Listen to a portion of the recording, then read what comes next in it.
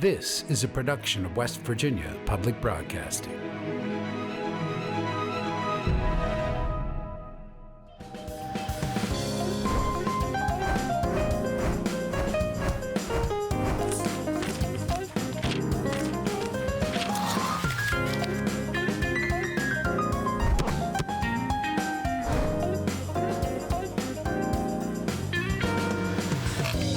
Hey there, I'm David Marcum, and welcome to Mountainthology, a series covering a wide range of topics from throughout the Mountain State.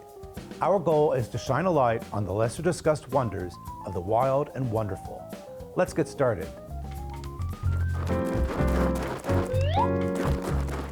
What started off as a piece about a popular hiking and biking spot 180'd into a story about community.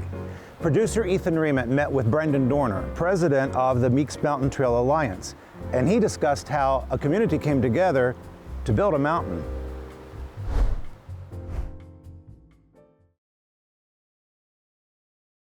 Being able to explore West Virginia as a whole is really unique, and you can do all of that on a mountain bike.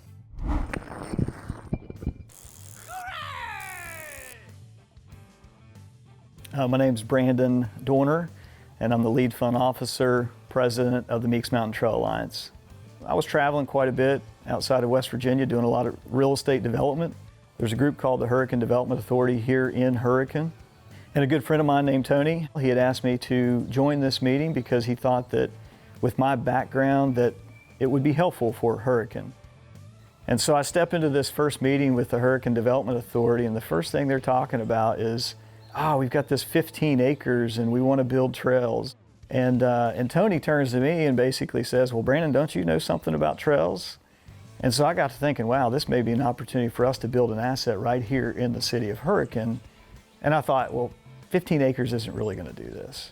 So as a real estate guy, I'm looking at the map and I realized this family, which is the Meeks family, owns 600 acres around this 15.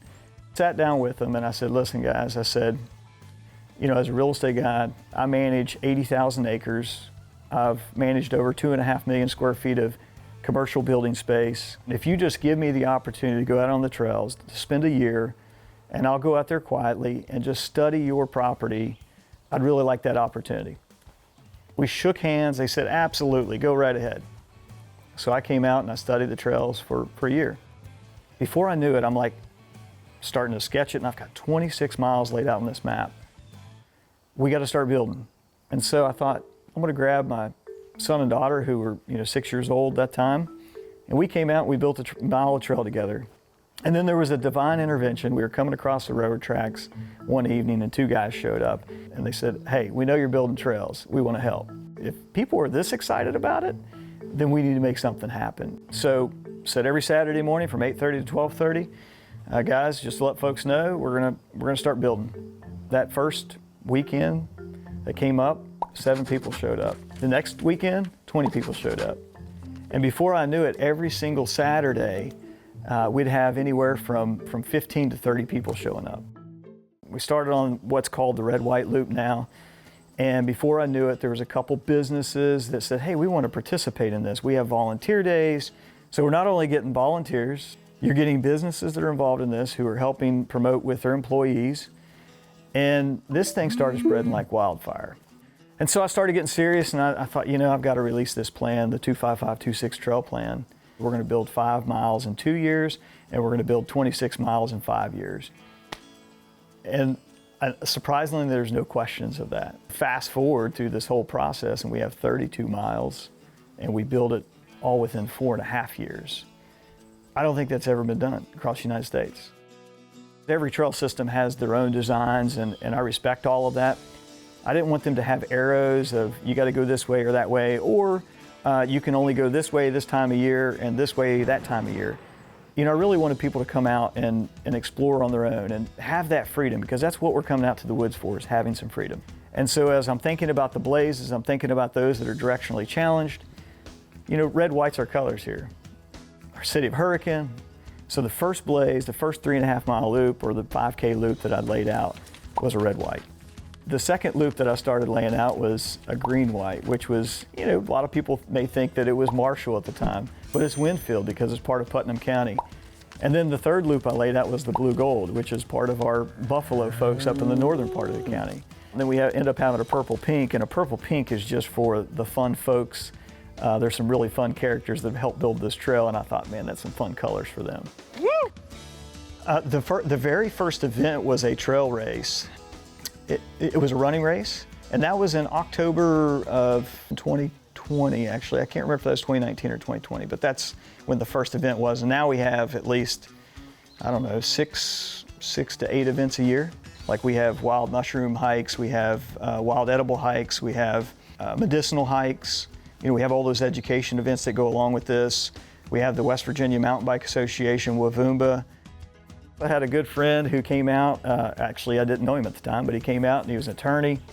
He's a runner, he's helping build trails, and he says, Brandon, you ought to really think about organizing this a little bit more into a nonprofit organization. I thought, man, this isn't for me. I just want to come build trails. I said, but if we're going to do this, I got to have a team. I've got to have somebody who understands websites. I've got to have somebody who understands education. I've got to have somebody who understands events. I've got to have runners. I've got to have mountain bikers. We started Meeks Mountain Trail Alliance, and it was really interesting in how it all began, because none of us really knew each other. But when I showed up at the meeting, I showed up with a bundle of sticks. I had 11 sticks in my hand. I said, guys, we're going to have to make tough decisions, and we're going to have to do things that we never thought we were going to do. But as I showed them the sticks, I showed them that you can't hardly break that bundle of sticks that are 11. But as I started taking the sticks away, it was easy to break 2 or 3 of the sticks or 4 sticks or whatever. But the 11 together, there was a lot of strength in that. And I think that resonated with all of them, the fact that we're in this together, no matter if we disagree as a board, that we're not going to walk away and say, well, that's not what I wanted to do. And that has never been the case with us. We've always walked away from meetings in a harmonious manner, and there may be a difference of opinions, but these folks are serious and they're passionate about this trail system and what it's done for the community. The most important part of our mission statement is building trails, building community, building people. And wholeheartedly, this main thing is all about building people within our community. We've had guys that have started mountain biking. We've got one individual who's helping maintain trails right now, and within a year's time has lost 200 pounds. That is the type of impact that this trail system has had on our community. There's so many stories like that. So it's not only affecting us socially, mentally, but physically as well. But it all gets back to the people. So when folks ask, you're out there building trails. Yes, we're building trails, we're building community, but most importantly, we're building people in all of this. West Virginia is home to a number of sports legends, but none have a story and an influence quite like Earl Lloyd. Our producer, Janet Kanicki, brings us the story of the first black player in the NBA and the ways his legacy is being preserved today.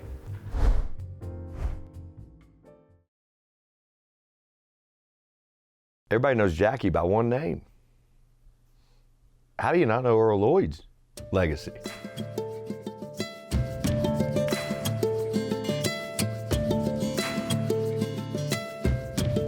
Earl always deflected to Jackie because Jackie broke the color barrier in baseball. I always told Earl, you went through the same hardships and troubles. My father used to say, 1950, that when they were traveling to these cities, some of the cities he went to, you couldn't stay at the same hotel. Some of the cities he did go to, he could stay at the hotel, but he couldn't eat with his teammates. My father grew up dirt poor in Alexandria, Virginia, and how a small black kid from Alexandria, Virginia made it to the Naismith Basketball Hall of Fame. And you don't make it by yourself. You have a lot of handprints on you along the way that shows you how to do it. He grew up Jim Crow to the CIAA, from the CIAA to the NBA. And you have rules, things you can do, things you cannot do. And my father knew those rules, and he followed the rules quite well. After his sophomore year, which is when they went undefeated, that was 1948. They were the only team in college basketball at any level that was undefeated. They were 30-0. Thought they were going to get an invite to the NIT, because back then the NIT was bigger or just as big as the NCAA tournament.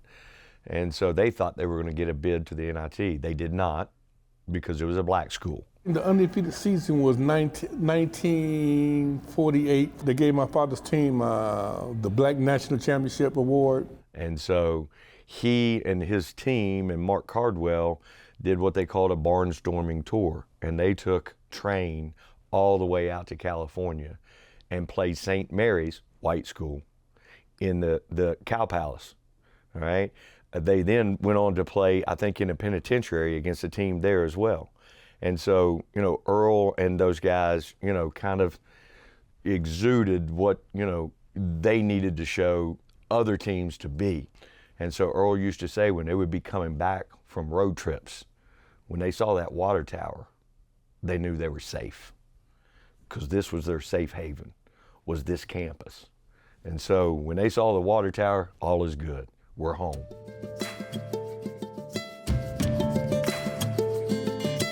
I'll be remiss not to mention Chuck Cooper and Sweetwater Clifton, because in 1950, you know, they kicked the door open together.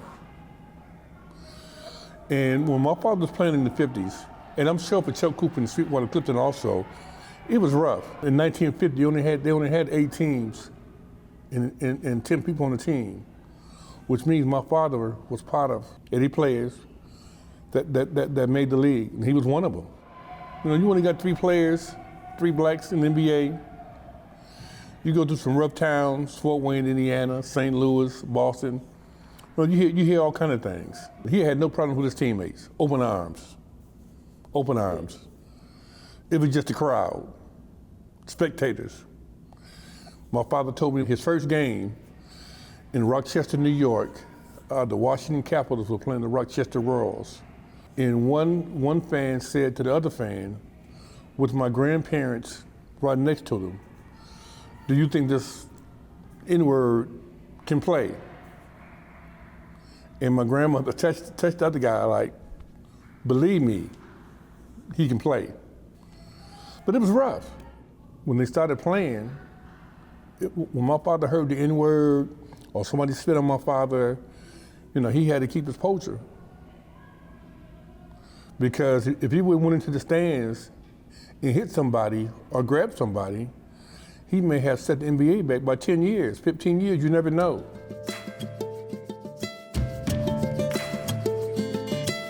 He said his mentality was, I got to do what I got to do to make this team. That's what I've got to, you know, figure out. What do I have to do to make this team? To make an impact in these practices to where they got to say, I got to keep Earl Lloyd on this team. And so he did that with his, you know, hard play and rebounding and defending and those things. The way the schedule fell, Earl, October 31st, 1950, was the first black player to step foot on an NBA basketball court during a game. He got drafted into the Army. When he gets out, he gets picked up by the Syracuse Nationals, really because of George King. George King played at Morse Harvey at the time. Earl and George King never met each other while they were both on these 2 campuses, 8 miles apart. Never met each other. But George was playing for the Syracuse Nationals at the time, and George told the administration, hey, Earl Lloyd's available. That's who you need to pick up. We need to pick up Earl Lloyd. And so it's kind of ironic that those 2 played so close together, never met each other, never spoke, never played against each other, but then in the professional ranks became teammates and became friends. And so that's where Earl and a guy by the name of Jim Tucker in 1955 become the first 2 black players to win an NBA championship, was with the Syracuse Nationals. He finished his career with the Detroit Pistons. The head coach at the time wanted him to be an assistant coach. He was the first bench coach, full-time head coach, because the year before that, Bill Russell was a player/coach. But Earl was the first full-time head coach in the NBA. Duquesne actually put together a classic to honor Chuck, invited Earl up there, and wanted West Virginia State to play a prelim game at Duquesne. Earl was there, spent the whole weekend with us and pregame meal with the team. Obviously the game's different now than when Earl played. You know, back then it was not as much scoring, it was more, you know, inside out. Today's game is now more outside in, shooting threes and those kinds of things. So the game is different. The game at Duquesne, he was in there for our pregame talk. And, you know, I think the language is a little bit different in, you know, the schemes and how you're going to guard ball screens and what have you, blitzing or trapping. And so I think that kind of verbiage was a little bit different. So, you know, I went through my pregame talk and all that, and I said, Mr. Lloyd, you got anything to say? He goes, I'm not sure what coach just told you guys, because I don't understand all that language. All I'm saying is go out there and play as hard as you can. Go out there and play as hard as you can. And that's what Earl Lloyd was about, and that's what made his name. He could score, but he played extremely hard, defended, and rebounded. And that's what made his NBA career.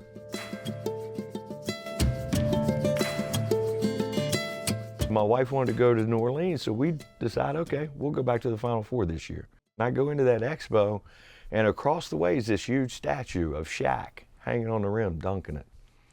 And I walked in, and I'm looking at the statue, and this smaller white gentleman walks up beside him, and he says, can I help you?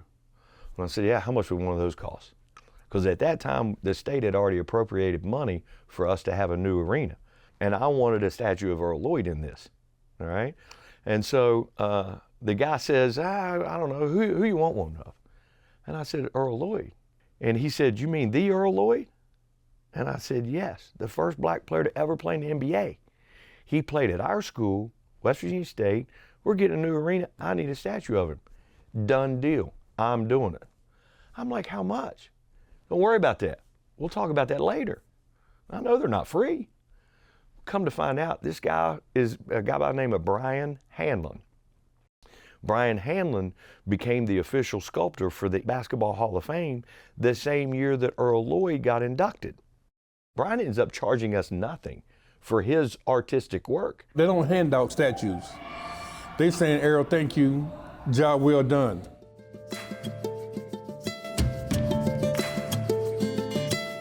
I was here yesterday, and I was looking at my father's retirement number, his jersey, in the new gymnasium. I almost had a moment of what kind of person my father was, because once again, if they didn't think my father was worthy or a good person, he wouldn't have no statue. He wouldn't have no street naming. His jersey wouldn't be in the Raptors. If I can feel half my father's shoes, I won. I know I can't feel them for sure. But if I can feel half his shoes, I won.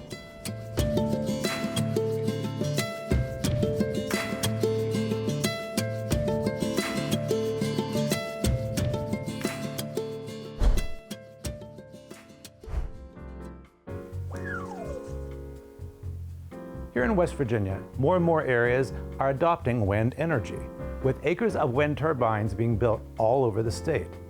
With that comes more jobs requiring specialized training. Our producer, Bryce Smith, sat with Michael Arkwin, who's doing everything he can to bring wind energy education into the classroom and aiding instructors every step of the way.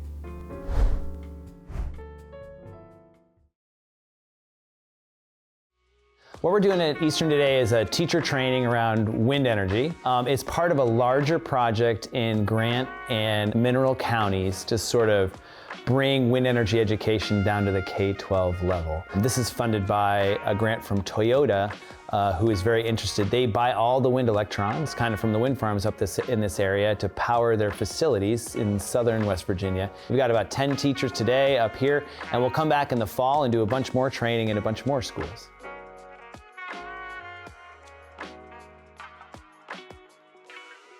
And Kidwind was born about 20 years when I was teaching in 6th grade, and I had done a lot of solar with my kids, and I went to go find some stuff on wind energy, and I found nothing.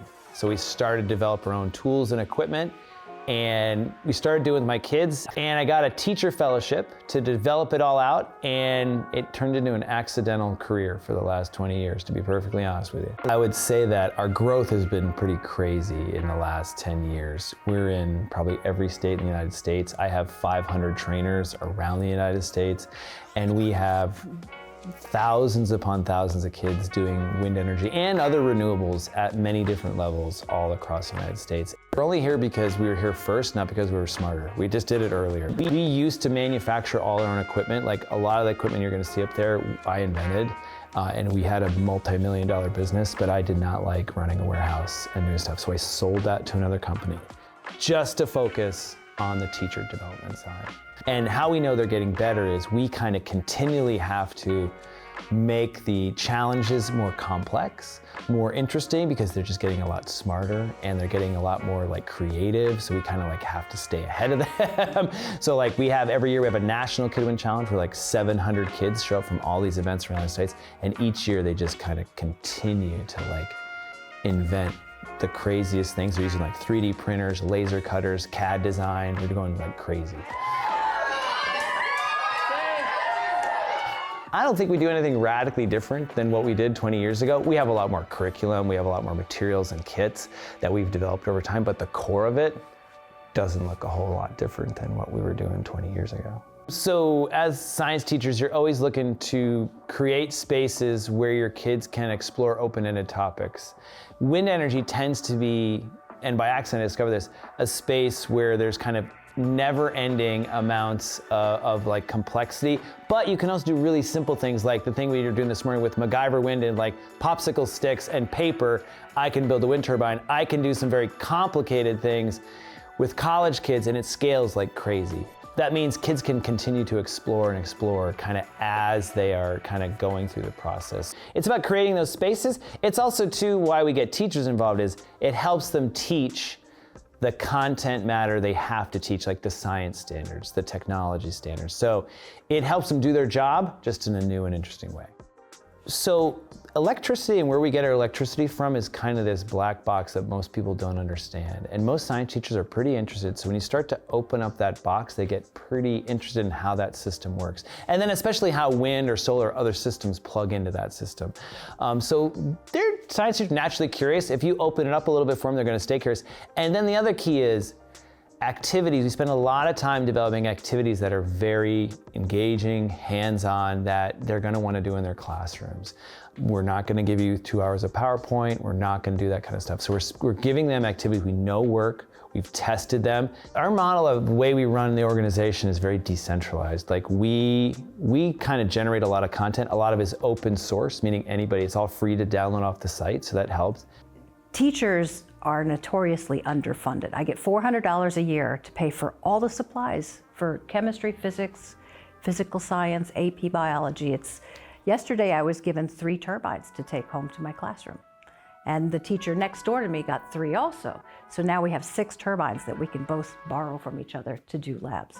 So it is the free stuff that I'm actually making the effort for, as well as the education, because we're not funded well. We're just not. With the resources from Toyota, we can now do the next step. So these teachers will get an email that says, hey, you saw some cool stuff the last 2 days. I have some money, we can buy you some equipment to do that in your classroom.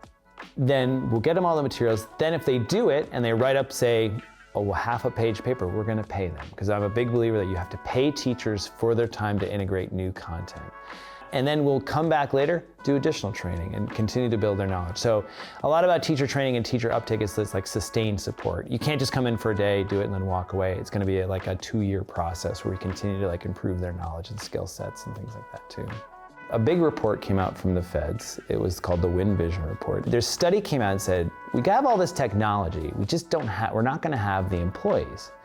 For 10 years, we've been saying yes, and there's a lot of research like, where does workforce begin? Does it begin when you're in college? When do you want to do the thing you want to do? And there's a lot of research that shows like 5th to 7th grade, you need to lay the seeds that these careers exist. So we've been like harping about this for a long time. We are now in a moment where we need so many employees in these fields, we didn't do our homework, and it's going to be a big problem right now. What's happening though is I'm getting more money than I've ever raised in my life because there's like, we need workers. And I'm like, well, they're sitting in 5th grade, they're sitting in 7th grade. Yeah, we can take some high schoolers and turn them into workers, but this is a long-term problem. So I would say now we have the resources, but it's gonna take time. And if we don't do it, we're just not gonna have, right now, the offshore wind industry in the United States wants to be very big. Most of those workers right now are gonna be imported from Europe, or we're gonna have to send them to Europe to get trained. We have not built that industry. And these are 10-year long processes. So we're reaping a little bit of that problem right now. If we don't do it, we just won't have the bodies to like work in these industries. And the other big thing in these industries like utilities or electrical is a lot of the people in them are kind of retiring. They're getting older. So you have two problems. You don't have enough workers, and the ones who know what's going on are getting out of the business. So it's a pretty big issue. So we're already there, so we got to work on it harder. But we do have a lot of anecdotal stories nowadays. I have lots of them in my files. Like, hey, I learned about Kidwind and a Kidwind challenge, and now I'm in college and I'm going to be a wind engineer, or I'm going to work in the wind industry. So we have like lots and lots of anecdotal stories. Those are very rewarding. The most rewarding part of the job for me is this. I like hanging out with teachers and training them and helping them understand how to bring it into their classrooms and customizing it for their spaces.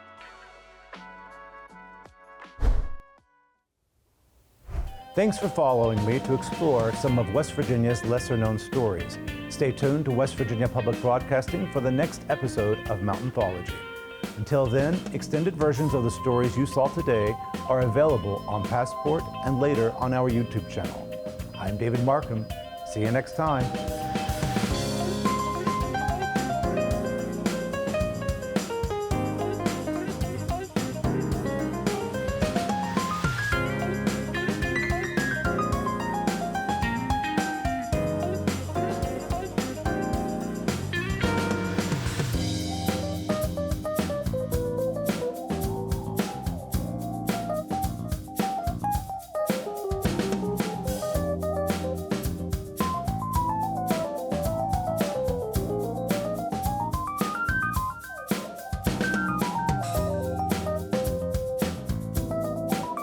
This has been a production of West Virginia Public Broadcasting.